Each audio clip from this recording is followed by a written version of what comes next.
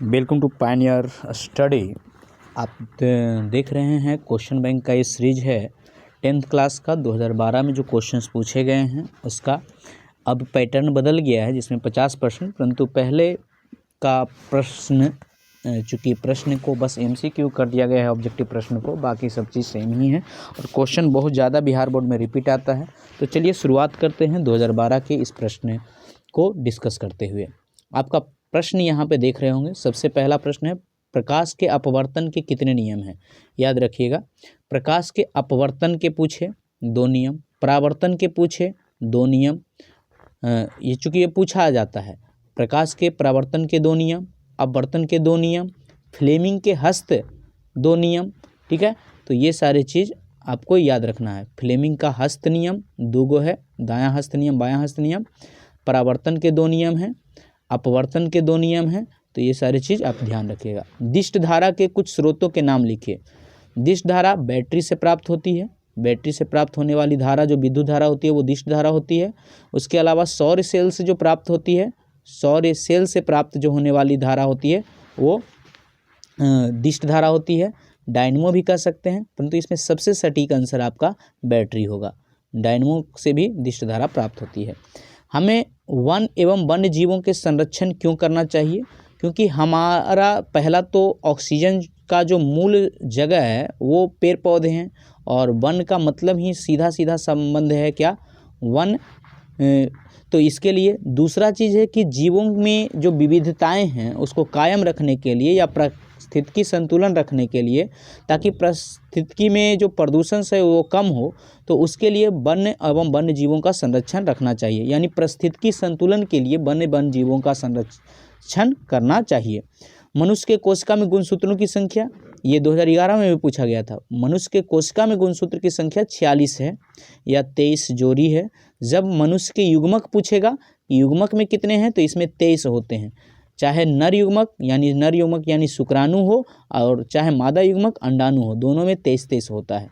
विद्युत धारा का एसआई मात्रक, देखिए पिछली बार विद्युत शक्ति का पूछा था, इस बार विद्युत धारा का पूछा। विद्युत धारा का एसआई मात्रक एम्पियर होता है। कुछ चीज़ें ध्यान रखिए। विद्युत शक्ति का मात्रक होता है वाट, विद्युत आवेश का मात्रक होता है कूलम, विद्युत विभव का मात्रक होता है वोल्ट, विद्युत प्रतिरोध का मात्रक होता है ओम, प्रतिरोधकता का मात्रक होता है ओम मीटर। तो ये सारे आपको याद रखने हैं। कार्य का मात्रक होता है, विद्युत कार्य का मात्रक होता है जूल। ठीक, तो ये सब मात्रक कम से कम आपको याद रखने हैं। गोलीय दर्पण की वक्रता त्रिज्या 20 सेंटीमीटर है, तो उसकी फोकसांतर क्या होगी? तो फोकसांतर जो होता है वो वक्रता त्रिज्या की आधी होती है। तो अगर ये 20 सेंटीमीटर है तो इसका फोकसांतर हो जाएगा 10 सेंटीमीटर।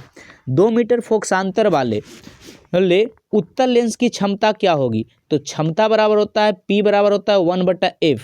अगर ये 2 मीटर में है तो 1/2, मतलब इसको हम कहेंगे 0.5। ठीक है, डायोप्टर। ठीक है, 0.5 डायोप्टर। ठीक है, अब चूंकि ये जो उत्तल लेंस की क्षमता होती है वो धनात्मक होती है, चूंकि फोकस दूरी भी, इसलिए प्लस 0.5 डायोप्टर। इथेनॉल का सूत्र क्या होता है? ये इथेनॉल का 2011 में पूछा था, इसका निर्माण करना। यहाँ पे पूछा है सूत्र केवल C2H5OH, यही होता है क्या? इथेनॉल का सूत्र। हरित लवक के किस भाग में प्रकाश संश्लेषण की क्रिया होती है? हरित लवक में एक ग्रैना भाग होता है, ग्रैना, उसी में क्या होती है? प्रकाश संश्लेषण की क्रिया होती है। रक्त के जमने या थक्का का कारण क्या है? तो वो जो है प्लेटलेट्स है। प्लेटलेट्स के कारण रक्त में प्लेटलेट्स नाम का रक्ताणु पाया जाता है। ठीक है, जिसको कारण क्या होता है?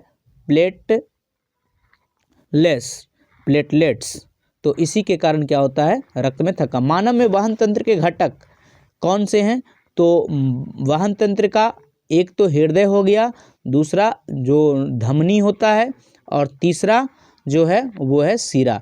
तो हृदय, धमनी और शिरा क्या होता है? वहन तंत्र के घटक हैं। सोडियम जल से संयोग कर क्या बनाता है? तो देखिए, सोडियम जो है जल के साथ संयोग करेगा तो ये सबसे पहले तो NaOH प्लस H2 बनाएगा। ठीक है, तो क्षार बनाता है। आगे यानी क्या अगला है, निम्नलिखित रासायनिक समीकरण को संतुलित कीजिए। तो देखिए, संतुलित करने के लिए हम यहाँ पे देखते हैं कि क्या यहाँ पे ऑक्सीजन 3 और 2, 3 2 5, जबकि यहाँ ऑक्सीजन कितना है 3 दूनी 6 गो, तो यही हो गया। ठीक है, तो यहाँ पे इसको हम कैल्शियम 1 ठीक है, H2 जो है वो कितना है, यहाँ 2 है, तो यहाँ 2 लगा दिए तो 3 दूनी 6 और 6 2 8, और यहाँ पे कितना हो गया 3 दूनी 6, यहाँ पे कर दिए 2, तो क्या हो गया ये, ठीक, नाइट्रोजन 2 ठीक है, संतुलित हो गया क्या, 2 दूनी 4 और 4, और हाइड्रोजन हो गया 2 और 2 4, ठीक है, कैल्शियम 1, नाइट्रोजन हो गया 2, नाइट्रोजन 2, ऑक्सीजन 3 दूनी 6 और 6 2 8, और यहाँ 2 6 2 8 संतुलित हो चुका है। आधुनिक आवर्त सारणी में आवर्तों की कुल संख्या कितनी होती है, 7 होती है, और समूह की कुल संख्या 18 होती है। ये 2011 में पूछा गया था। कैल्शियम ऑक्सीक्लोराइड यौगिक का प्रचलित नाम क्या है, इसको विरंजक चूर्ण कहा जाता है, विरंजक चूर्ण कहा जाता है प्रचलित नाम। अगर इसका व्यापारिक नाम ब्लीचिंग पाउडर के नाम से जानते हैं, प्रचलित नाम विरंजक चूर्ण, ऐसे ब्लीचिंग पाउडर। रासायनिक नाम कभी कभी पूछ सकता है, तो इसको बोलेंगे कैल्शियम ऑक्सीक्लोराइड, कैल्शियम ऑक्सीक्लोराइड। आगे ऐसी 2 ऊर्जा स्रोत के नाम लिखिए जिन्हें आप नवीकरणीय, नवीकरणीय का मतलब जो बार बार हमें मिलता रहता है, जैसे पवन ऊर्जा हो गया, पवन ऊर्जा, जल ऊर्जा, ठीक है, ये सब क्या है नवीकरणीय है। सौर ऊर्जा। ओजोन क्या है, ओजोन जो है, ओजोन एक तत्व का अणु है, तत्व अणु है जो कि ऑक्सीजन के 3 परमाणुओं से मिलकर बना होता है, तथा ये समताप मंडल में एक परत का निर्माण करता है, तथा यह किसी पारितंत्र को किस प्रकार प्रभावित करता है, तो पराबैंगनी किरणों को रोकता है, और ये कह सकते हो जैव पारितंत्र को पूरी तरह से बचाकर सुरक्षा कवच का कार्य करता है। पर्यावरण मित्र बनाने के लिए आप अपने दोस्त को कौन कौन से परिवर्तन, तो पहला तो है ऊर्जा संरक्षण करना, दूसरा है वन संरक्षण करना, तीसरा है प्रदूषण की रोकथाम करना, ये सारी चीज। अगला है विद्युत जनितर का सिद्धांत सहित कार्य विधि का सचित्र वर्णन कीजिए। तो विद्युत जनितर का जो सिद्धांत है, आपको ध्यान रखना है कि विद्युत जनितर का जो सिद्धांत है वो फ्लेमिंग के दायां हस्त नियम, दक्षिण हस्त नियम पे कार्य करता है। इसकी कार्य विधि आपको चूँकि पूरा डिटेल में जो सब्जेक्टिव क्वेश्चंस बताया गया होगा उसमें बताया गया होगा कि किस तरीके से ये कार्य करता है, किस तरीके से आर्मेचर घूमता है, वो पूरा चीज़। चूँकि ये 5 नंबर में है तो इसकी आप तैयारी ज़रूर कर लें, लिख कर तैयारी करें और उसको 2-3 बार पढ़ते रहें। कहता है हीरे का अपवर्तनांक 2.42 है, इसका क्या, देखिए अपवर्तनांक जो होता है वो हमेशा चाल के व्युत्क्रम होता है। इसका मतलब है कि निर्वात में जो प्रकाश की चाल होगी उसकी तुलना में हीरे में जो प्रकाश की चाल होगी 2.42 गुना कम होगा। यानी वेलोसिटी इन डायमंड, किसका, लाइट वेलोसिटी जो है वो डायमंड के अंदर कितना होगा, तो C मतलब 3 गुने 10 पर पावर 8 बट्टा 2.42 होगा। तो ये चीज़, यही चीज़ ये व्यक्त कर रहा है, 2.42 जो है यही व्यक्त कर रहा है कि हीरे में प्रकाश की चाल 2.42 गुना धीमा होगा, किसकी अपेक्षा, निर्वात की अपेक्षा। तो इसका अभिप्राय यही है। साफ चित्र द्वारा निकट दृष्टि दोष का वर्णन कीजिए। देखिए इस तरीके का चित्र बनाया जाता है जिसमें क्या होता है कि ये थोड़ा बढ़ जाता है, जिससे क्या होता है इसका फोकस जो है वो पहले ही कट जाता है। तो इसको निकट दृष्टि दोष, बार में कटता तो दीर्घ, और इसको दूर करने के लिए हम अथी लगा देते हैं जिससे थोड़ा सा फैला के इसको रेटिना पे लेके जाता है। तो इस चित्र को भी आप आसानी से बना सकते हैं। समानांतर श्रेणी में संयोजित 2 प्रतिरोधों के समतुल्य प्रतिरोध ज्ञात कीजिए। देखिए समानांतर श्रेणी में इस तरीके का, जब सारे प्रतिरोधों के मुंडी को एक जगह और सारे प्रतिरोधों के पुच्छी को एक जगह जोड़ देते हैं, तो इस प्रकार से इसको भी आपको लिखाया गया है, पूरा का पूरा डिस्कशन करवाया गया है। इसमें जो विभव होता है वो सेम रहता है परंतु धारा बढ़ जाती है। तो इसमें I1 I2 I3 हो जाता है। तो इसमें I बराबर I1 plus I2 plus I3 करके हम इसको निकाल लेते हैं और V बराबर आई आर के हिसाब से हम लोग I बराबर V बट्टा आर लिख सकते हैं। तो वहीं I बराबर V बट्टा आर और तथा I1 बराबर V बट्टा R1 प्लस V बट्टा R2 और V कॉमन लेके निकालते हैं तो 1 बट्टा R बराबर हो जाता है 1 बट्टा R1 प्लस 1 बट्टा R2। तो इसका पूरा डिटेल आपको बताया गया होगा।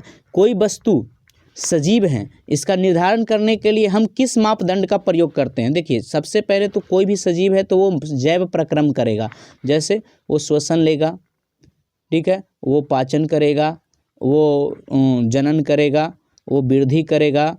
तो ये सब तो हो गया जैव प्रक्रम, वो उत्सर्जन करेगा, उसका नियंत्रण समन्वय होगा, ठीक है। तो उसमें एक और भी चीज़, वो कोशिकाओं का बना होगा, वो बना होगा कोशिकाओं का और उसमें जैव आणविक गतियां होगी। तो उसी से हम क्या करेंगे, सजीवों का निर्धारण करेंगे। मनुष्यों में ऑक्सीजन तथा कार्बन डाइऑक्साइड का परिवहन कैसे होता है, तो वो श्वसन तंत्र आप पूरा का पूरा आपको समझना होगा कि किस तरीके से, जैसे नासिका के द्वारा फेफड़ा में जाता है, फेफड़ा में जो कोशिकाएं होती है वहाँ से जो धमनियाँ और शिराएं होती है वो हीमोग्लोबिन के द्वारा वो कोशिकाओं तक जाता है और कोशिकाओं में ग्लूकोज का विखंडन होता है और फिर वहाँ कार्बन डाइऑक्साइड मिल जाता है ऑक्सीजन में और फिर वो कोशिकाओं के द्वारा नास मार्ग से होते हुए बाहर आता है। तो ये पूरा का पूरा श्वसन परिवहन है, मतलब ऑक्सीजन और कार्बन डाइऑक्साइड का परिवहन है। प्रकाश संश्लेषण के लिए आवश्यक कच्ची सामग्री, देखिए सबसे पहला तो कच्ची सामग्री जो है वो है CO2 जो कि वायुमंडल से मिलता है, H2O जो कि जल जो है ज़मीन से मिलता है।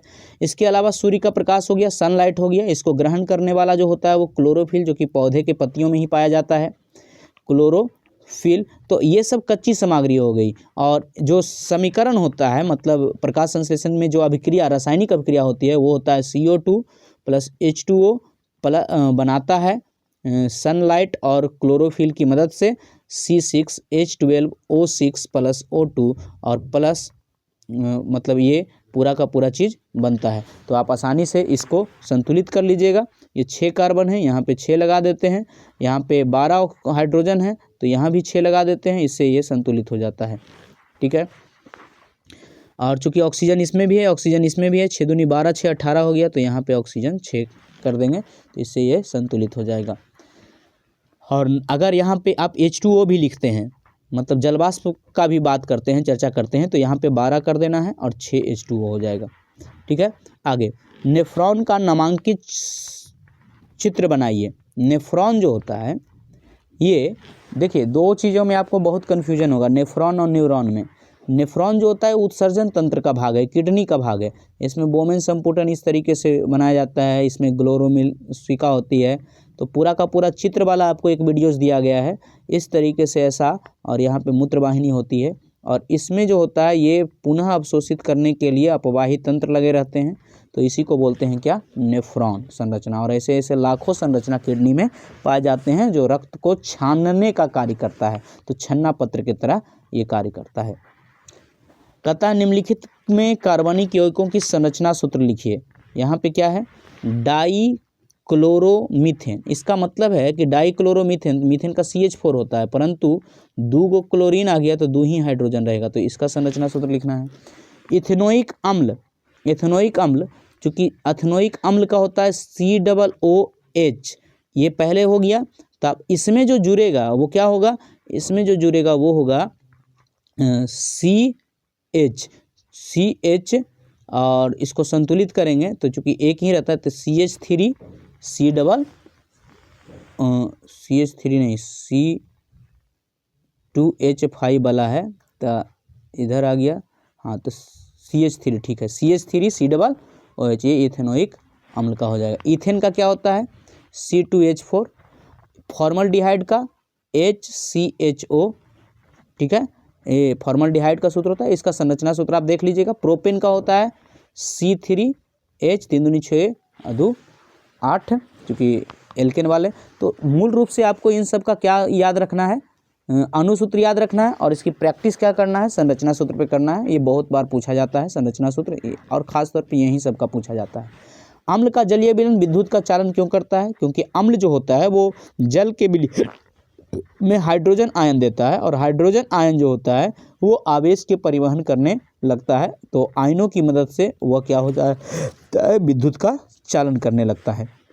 जिंक को आयरन सल्फेट के विलयन में डालने पर क्या होता है, देखिए जिंक जो है वो आयरन से, जिनके फ्रेंड्स हैं, तो जिंक जो है आयरन से ज़्यादा अभिक्रियाशील है, FeSO4, ठीक है, तो इसलिए ये इसके मूलक को मतलब लोहा को प्रतिस्थापित कर देता है, तो ये बना देता है जिंक सल्फेट और प्लस लोहा। तो यहाँ पे जो अभिक्रिया हो रही है वो विस्थापन अभिक्रिया, होने वाली रासायनिक अभिक्रिया लिखिए, ये लिख दिए हैं, और ये विस्थापन अभिक्रिया है। चूँकि आपको एक क्रम याद रखना है, जैसे काना, का, मांगे, आला, जिनके, फ्रेंड, तो चूंकि जो इधर आएगा आगे अगर आ गया कोई तो वो पीछे वाले के मूलक को प्रतिस्थापित कर सकता है, चूंकि ये ज़्यादा अभिक्रियाशील होता है, ठीक है। तो जिनके फ्रेंड सन प्रभु हैं, कौन होगा आगे और, तो इसकी मदद से आप ये विस्थापन अभिक्रिया समझ गए होंगे। समजातीय श्रेणी क्या होता है, समजातीय श्रेणी में क्या होता है कि इसमें प्रतीकात्मक मूलक जो होता है वो समान होता है, और इसमें समजातीय श्रेणी का सामान्य सूत्र जो होता है, सामान्य सूत्र वो एक ही होता है, सामान्य सूत्र एक होता है। इसके दो क्रमिक यौगिकों में CH2 का अंतर होता है, उनके द्रव्यमान में 14 AMU का अंतर होता है, तथा उनके रासायनिक गुण जो होते हैं वो एक जैसे होते हैं, क्रमिक होते हैं, और भौतिक गुण जो होते हैं वो अलग अलग होते हैं, ठीक है। तो रासायनिक गुण क्या होते हैं, एक समान होते हैं, क्रमिक होते हैं, रासायनिक और भौतिक गुण। तो समजातीय श्रेणी समझ में आ गया होगा। जैसे एल्कोहल श्रेणी जो हो गया, अब जितने भी टाइप के एल्कोहल हैं वो सब समजातीय श्रेणी के होंगे, जितने भी प्रकार के एल्केन हैं वो सब समजातीय श्रेणी में होंगे। तो आशा है ये समझ में आ गया होगा। आगे चलिए बात कर लेते हैं। यहाँ पे क्वेश्चंस है ऑब्जेक्टिव प्रश्न, चूँकि ऑब्जेक्टिव भी बहुत ज़्यादा रिपीट आता है।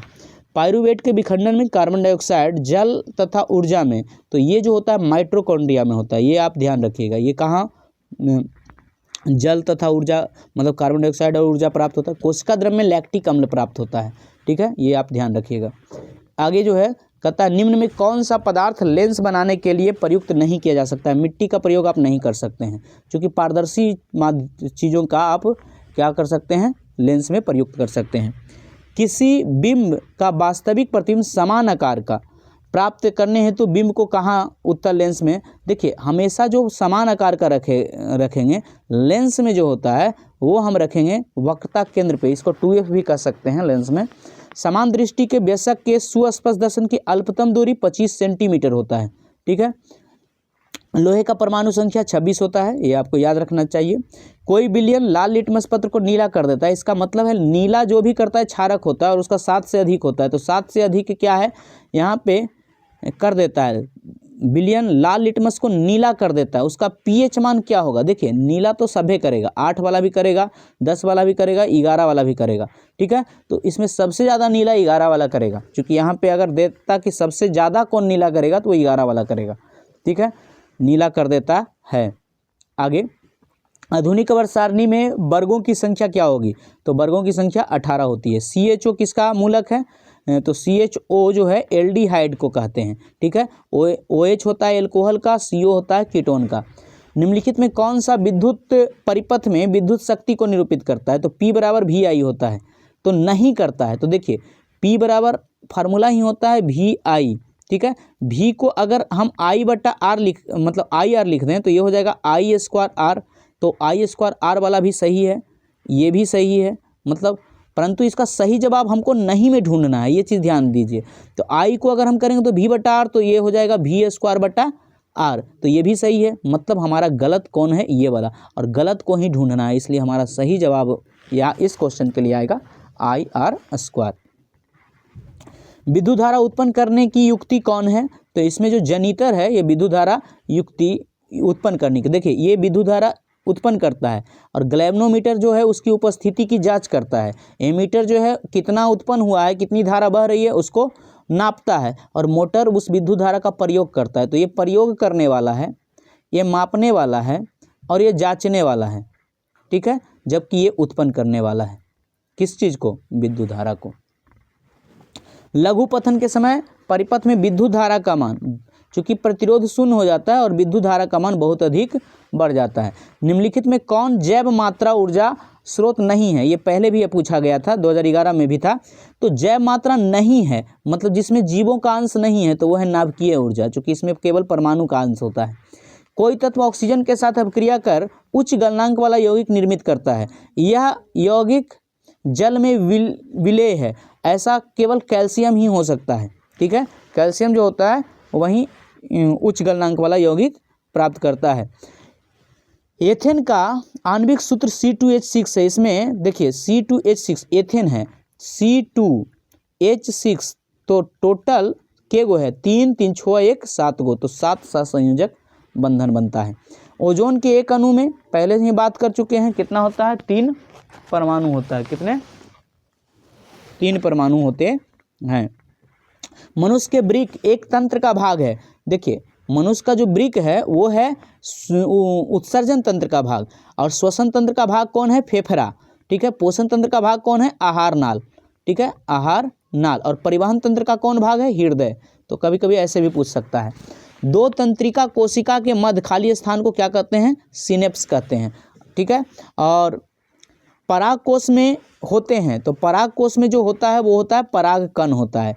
ठीक है, आगे विकासीय दृष्टिकोण से हमारी किससे अधिक समानता है? तो चीन के विद्यार्थी से, चूंकि वो हमारा मनुष्य की समानता मनुष्य से ही हो सकती है।